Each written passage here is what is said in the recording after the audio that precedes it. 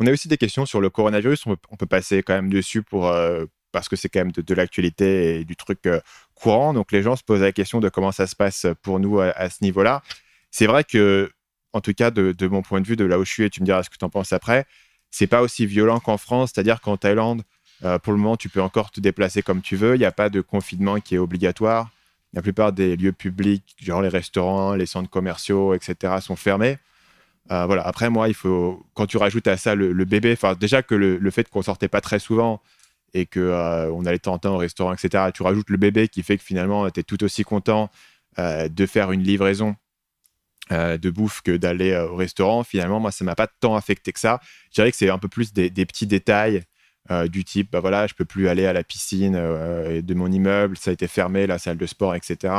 Bon, ça reste quand même assez marginal par rapport au fait d'être confiné légalement où tu as besoin d'un papier pour sortir de chez toi.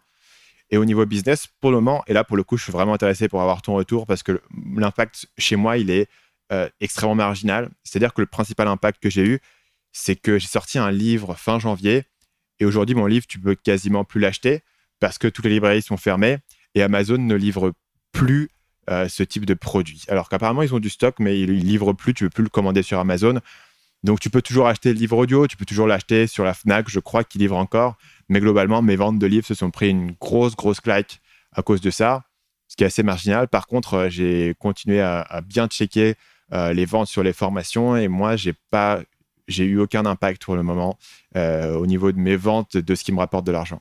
Est-ce que tu penses que tu pourrais même avoir un impact positif sur le long terme ou pas? Juste avec plus de gens qui se mettent au télétravail, peut-être des gens qui vont perdre leur emploi. Est-ce que toi, tu penses que ça pourrait avoir un effet positif sur les ventes de formation ou pas? Je pense que oui. Ça a déjà eu. Après, c'est compliqué pour moi, si tu veux, de déterminer ce genre de tendance à très court terme. C'est-à-dire que, en gros, si tu veux, je compare un produit par rapport à ce qu'il a fait sur un autre lancement et je m'attends à quand même avoir des variations. Donc là, j'étais à plus que ce que je m'attendais. Mettons, j'étais à plus 30%. Mais tu vois, quand je dis plus 30% sur un lancement, est-ce que c'est parce qu'il y a beaucoup de gens qui m'ont découvert récemment ou est-ce que c'est parce que c'est le coronavirus? Tu vois, Ouais, il n'y a pas un les seul trucs sont facteur, difficiles hein. à démêler. Je pense que donc du coup, j'ai pas la data, tu vois. C'est pour ça que je lis, c'est à peu près la même chose, même si les signes sont positifs, je considère pas que c'est concluant. Par contre, je pense que sur le long terme, c'est clair que ça va bénéficier parce que, en gros, en période d'incertitude, les gens cherchent à se former, les gens se disent, OK, c'est quoi mes compétences? Ça a foutu un bon coup de pied au cul. Beaucoup de gens veulent lancer un business, mais la raison numéro un pour laquelle les gens le font pas, c'est la procrastination. En fait, je parle toujours dans Marketing Mania de l'importance d'avoir un problème dur. Et le U, c'est l'urgent. En gros, à quel niveau est-ce que ce que tu proposes, c'est urgent? Et c'est vrai que dans beaucoup de cas, monter un business, c'est pas un truc qui est urgent. Si tu as déjà un bon boulot, si tu as déjà un salaire, si tu n'es pas dans la galère, si tu te débrouilles bien, c'est pas urgent. Et je pense que les gens, si tu veux, qui n'ont pas envie de monter un business, c'est pas ça qui va nécessairement les convaincre, parce que c'est des gens qui cherchent la sécurité et chercheront la sécurité dans des institutions. Mais les gens qui ont envie de le faire et qui tout d'un coup sentent que c'est peut-être le moment de le faire, ou peut-être qu'il y a un nouveau risque, ou il y a un danger, ou peut-être qu'eux aussi, ils voient des opportunités. Parce que comme le confinement, ça change pas mal de comportements, il y a sans doute des boîtes à monter, ou des nouveaux projets à faire, ou des nouvelles manières de faire certains services. Donc les gens peuvent aussi voir des opportunités là où il y a 6 mois, ils t'auraient dit tout a été fait. Donc je pense que sur le moyen terme, ça va avoir un effet positif pour moi. Après, sur le très très long terme, ça dépendra vraiment beaucoup de la situation économique générale. C'est-à-dire que si tout le monde a plus d'argent, si il y a une vraie crise économique, s'il y a un vrai doute, une peur sur le futur, je pense que ça fera du mal aux ventes de formation parce que pour se former, en gros, il faut que tu te dises, tiens, je vais faire un truc, je vais me former, je vais apporter une compétence et cette compétence, ça va m'aider à faire quelque Ouais, chose. c'est Donc, un il faut que tu aies une investissement, vision quoi. sur le futur.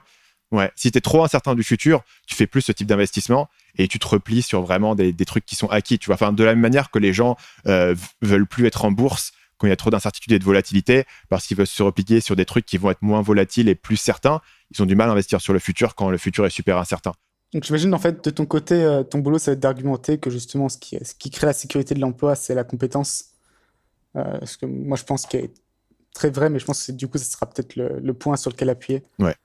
j'imagine. Carrément, c'est ça, et puis c'est l'idée de dire, disons qu'un des concurrents principaux de monter un business, comme je le disais, ça a toujours été de rester dans ton job, quoi. Donc si j'argumente que peut-être que ton job, il est moins sécure, ça vaut vraiment le coup d'avoir un backup. Ça vaut le coup d'avoir un backup et t'es pas forcément obligé d'avoir un business que tu vas faire full-time aujourd'hui et de quitter ton job. Mais le jour où tu perds ton job, partir de zéro et monter un business, c'est le stress de l'enfer. Si tu as déjà un truc qui marche, qui fait pas forcément des milliers des cents, mais qui fonctionne et qui tourne et tu sais que tu peux l'alimenter, ça fait une grosse différence. Donc, je peux voir pas mal de gens qui voudront avoir un plan B à développer en parallèle. Et voilà, certains des trucs dont moi je parle, notamment, tu vois, la création de contenu, etc. La plupart des gens, quand tu crées du contenu, c'est malin de le faire en parallèle parce que ça va te prendre un an et demi d'avoir de l'attraction. Donc, à quoi ça sert de partir en jour 1 et de démissionner de ton job? C'est un truc qui peut assez bien se faire en parallèle. Donc, je pense que là-dessus, il y a des arguments à faire. Et puis un gain de temps aussi via le télétravail. Déjà, je pense que les gens compressent les heures qu'ils travaillent, mais je pense aussi, par exemple, les gens qui sont en banlieue parisienne et qui vont à la Défense, généralement c'est 1h30 aller-retour. Donc c'est 3 heures de perdu par jour, plus toute l'énergie que ça te pompe d'aller dans les transports. D'un coup, c'est ce temps-là qui est dégagé.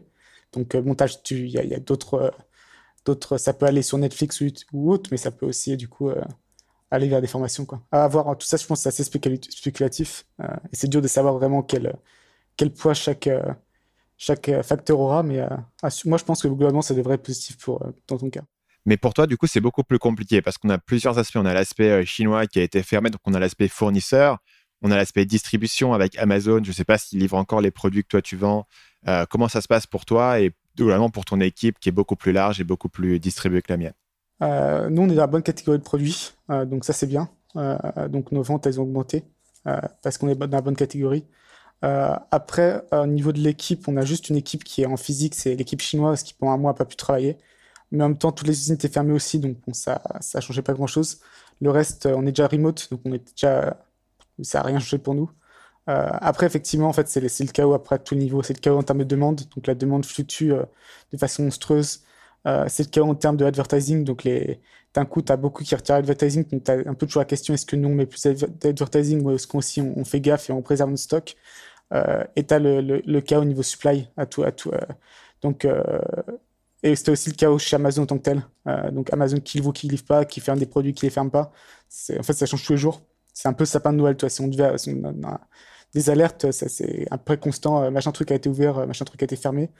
Euh, donc en gros, là, ce qu'on fait actuellement, c'est justement optimiser, que ce soit pour la production, la logistique ou même les ventes chez Amazon, essayer d'optimiser pour la situation actuelle.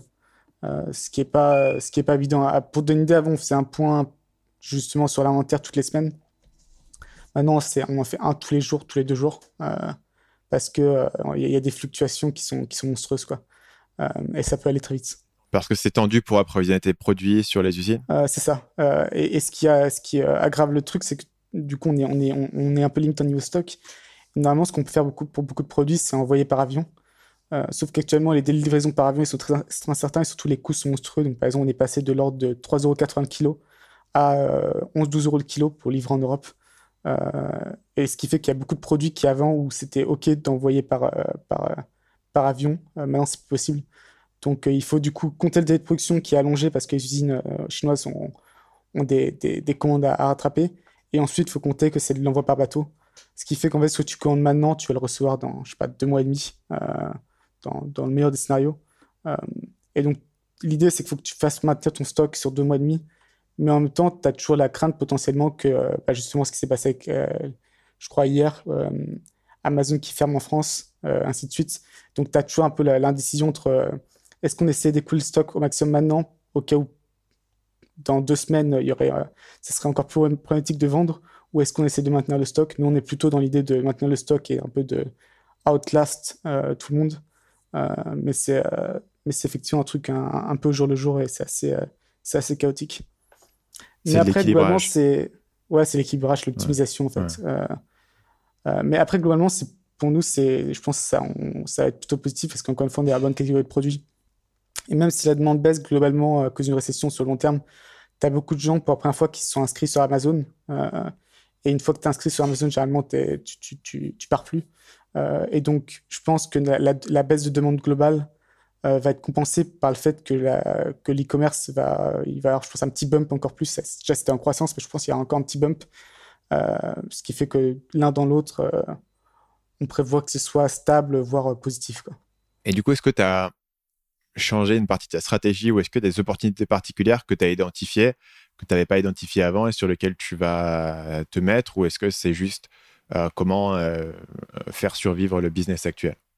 Non, on est clairement pas en mode survie. On est bien. Donc là, la question, ce serait plutôt justement, tu as peut-être des marques qui ont été mal gérées ou je sais pas, qui sont overextend et qui vont être en difficulté. Donc savoir est-ce que ça serait intéressant pour nous ensuite de faire des acquisitions. Je pense qu'honnêtement, on sentira les vrais effets dans 3, 6, même 9 mois du coronavirus.